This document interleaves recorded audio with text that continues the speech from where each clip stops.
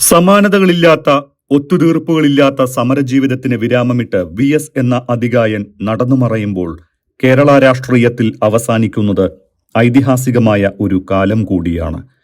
പുന്നപ്ര വയലാർ സമരത്തെ തുടർന്നുണ്ടായ police മർദ്ദനത്തിൽ bayonet കാലിൽ തറഞ്ഞുകയറിയതിന്റെ പാടുമായി ജീവിച്ച വി.എസിന് ജീവിതത്തിൽ പേടി എന്നൊന്നില്ലായിരുന്നു. ഡൽഹിയിലേക്കുള്ള വിമാനയാത്രയ്ക്കിടെ വിമാനത്തിന്റെ യന്ത്രത്തിന് തകരാർ സംഭവിച്ച് യാത്രക്കാർ എല്ലാവരും പേടിച്ചപ്പോഴും ഒരു കുലുക്കവുമില്ലാതിരുന്ന വി.എസിനെ കുറിച്ച് പറഞ്ഞത് ദീർഘകാലം വി.എസിന്റെ പേഴ്സണൽ അസിസ്റ്റന്റായിരുന്ന സുരേഷാണ്. പ്രധാനമന്ത്രിയായിരുന്ന മൻമോഹൻ സിംഗിനെ കാണാനുള്ള ഡൽഹി യാത്രയ്ക്കിടെയായിരുന്നു ആ സംഭവം. വി.എസിനൊപ്പം വന്ന് കോടിയേരി ബാലകൃഷ്ണൻ, പ്രേമചന്ദ്രൻ, ഷീല തോമസ്, കുറച്ച് IAS ഉദ്യോഗസ്ഥർ, സുരേഷ് എന്നിവരും ആ വിമാനത്തിൽ ഉണ്ടായിരുന്നു. രാവിലെ 6:30-ക്കായിരുന്നു യാത്ര. വിമാനം 10:30-ക്ക് ഡൽഹിയിലെത്തു. യാത്രക്കാർ പലരും ഉറക്കത്തിലായിരുന്നു. ഇതിനിടയിലാണ് വിമാനം ഒലയുകയും വല്ലാത്തൊരു ശബ്ദവും കേൾക്കുന്നത്. പലരും ഞെട്ടിയെഴുന്നേറ്റു. ഉടൻ പൈലറ്റിന്റെ അറിയിപ്പ് വന്നു. വിമാനത്തിന്റെ എഞ്ചിന് തകരാറാണെന്നും അടുത്ത വിമാനത്താവളത്തിൽ വിമാനം ഇറക്കുമെന്നുമായിരുന്നു മുന്നറിയിപ്പ്. യാത്രക്കാർ ഭയത്തോടെ ഇരുന്നപ്പോഴും വി.എസിന് ഒരാശങ്കയും ഇല്ലാതിരുന്നു. യാത്രക്കാരെല്ലാം ഭയചകിതരായി. പക്ഷേ വി.എസ്. മാത്രം ഒരു ആശങ്കയുമില്ലാതെ സീറ്റിലിരിക്കുകയായിരുന്നു. ഒരൊറ്റ എഞ്ചിന്റെ ബലത്തിലാണ് വിമാനം നാഗ്പൂർ എയർപോർട്ടിൽ ഇറക്കിയത്. വി.എസിനെ കാര്യങ്ങൾ പറഞ്ഞു മനസ്സിലാക്കിയപ്പോഴും അദ്ദേഹത്തിന് ഒരു കുലുക്കവും ഉണ്ടായിരുന്നില്ല എന്നാണ് സുരേഷ് പറയുന്നത്.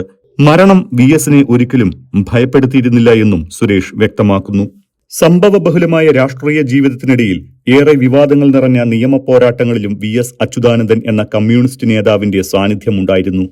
കേരളത്തെ പിടിച്ചുലച്ച പല സംഭവങ്ങളിലും വി.എസ്. എന്ന ഒറ്റയാൾ പട്ടാളം രാഷ്ട്രീയ പോരാട്ടത്തിനൊപ്പം നിയമ പോരാട്ടങ്ങൾക്കും ചുക്കാൻ പിടിച്ചു.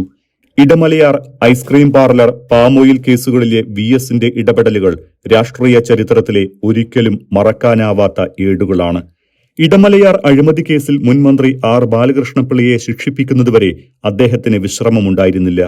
പാമോയിൽ കേസ് UDF സർക്കാർ അവസാനിപ്പിക്കാൻ ശ്രമിച്ചപ്പോഴെല്ലാം വി.എസ്. ഉണർന്ന് പ്രവർത്തിച്ചു. ഏറെ വിവാദമായ സൂര്യനെല്ലി പീഡന കേസിലും വി.എസ്. അച്യുതാനന്ദൻ സജീവമായി ഇടപെട്ടിരുന്നു.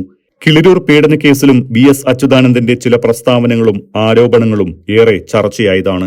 അതേസമയം ചിട്ടയും അച്ചടക്കവുമുള്ള ജീവിതശൈലിയായിരുന്നു വി.എസ്. അച്യുതാനന്ദന്റേത്. മുല്ലപ്പെരിയാറിലും മതികെട്ടാനിലും ശബരിമലയിലൊക്കെ കയറാൻ വി.എസിന് കരുത്തായത് ഈ ജീവിത രീതി തന്നെ. മുഖ്യമന്ത്രിയായിരുന്നപ്പോൾ കൂടി ചിട്ടകളുടെ കാര്യത്തിൽ വി.എസ്. ഒരു തരത്തിലുമുള്ള ഒത്തുതീർപ്പിനും തയ്യാറായിരുന്നില്ല.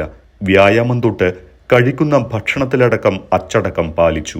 Cliff House, Cantonment House, Kowdiar House എന്നിവിടങ്ങളിലെ താമസകാലത്ത് മാത്രമല്ല, വാടക വീടുകളിൽ താമസിച്ചിരുന്നപ്പോഴും യാത്രകളിൽ ഗസ്റ്റ് ഹൗസുകളിലും മറ്റും താമസിക്കുമ്പോഴും വ്യായാമത്തിൽ വിട്ടുവീഴ്ച ചെയ്തില്ല.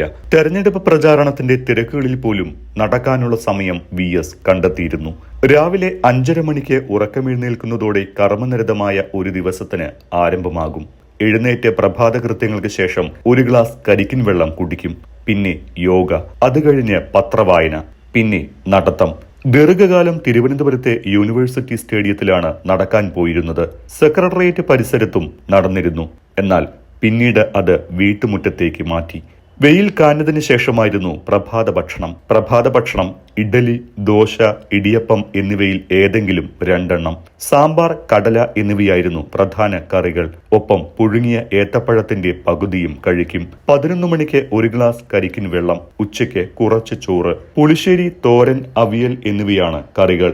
വർഷങ്ങളായി സസ്യഭുക്കായിരുന്നുവെങ്കിലും ഡോക്ടർ നിർദ്ദേശിച്ചതനുസരിച്ച് വി.എസ്. മീനും കഴിച്ചിരുന്നു. ഉച്ചയ്ക്ക് ശേഷം 3:30-ക്ക് ഒരു ആപ്പിൾ കഴിക്കും. പിന്നീട് രാത്രി ഒരു ഗ്ലാസ് ഓട്സും ഒരു രസകദളി പഴവും. ചായ, കാപ്പി എന്നിവയൊന്നും വി.എസ്. പണ്ടുമുതലേ കഴിച്ചിരുന്നില്ല. ഹോട്ടൽ ഭക്ഷണം കഴിവതും ഒഴിവാക്കുകയായിരുന്നു വി.എസിന്റെ പതിവ്. വീട്ടിൽ ആവശ്യത്തിന് പച്ചക്കറി കൃഷി ചെയ്തിരുന്നു. രക്തസമ്മർദ്ദം ഉണ്ടായിരുന്നതിനാൽ ഉപ്പ് കുറവുള്ള ആഹാരങ്ങളായിരുന്നു പതിവ്. അച്ചാർ പോലുള്ളവയൊന്നും പണ്ടുമുതലേ കഴിച്ചിരുന്നില്ല. പിറന്നാൾ ദിനത്തിൽ മാത്രമാണ് വി.എസ്. മധുരത്തിന്റെ കൂട്ടുകാരനായിരുന്നത്. പ്രായമായപ്പോഴും അത്ഭുതപ്പെടുത്തുന്ന ആരോഗ്യം വി.എസിന് ഉണ്ടായിരുന്നുവെന്ന് ഡോക്ടർ ഭരത്ചന്ദ്രൻ തന്നെ പറഞ്ഞിട്ടുണ്ട്. ആരോഗ്യകരമായ ഭക്ഷണക്രമവും ജീവിതശൈലിയും കൃത്യമായി പാലിച്ച ആളാണ് വി.എസ്. വ്യായാമവും നല്ല ഭക്ഷണവും ദിനചര്യയായിരുന്നുവെന്നും ഡോക്ടർ ഭരത്ചന്ദ്രൻ പറയുന്നു. എവിടെയാണെങ്കിലും രണ്ടു നേരം കുളി VSന് നിർബന്ധമാണ്. അത് പോരാട്ട സമയത്തും ഒളിവ് ജീവിതത്തിലും ജയിലിലുമെല്ലാം മാറ്റമില്ലാതെ തുടർന്നു. 1946 ഒക്ടോബറിലാണ് VS അച്യുതാനന്ദൻ പൂഞ്ഞാറിൽ ഒളിച്ചു താമസിക്കാൻ എത്തിയത്.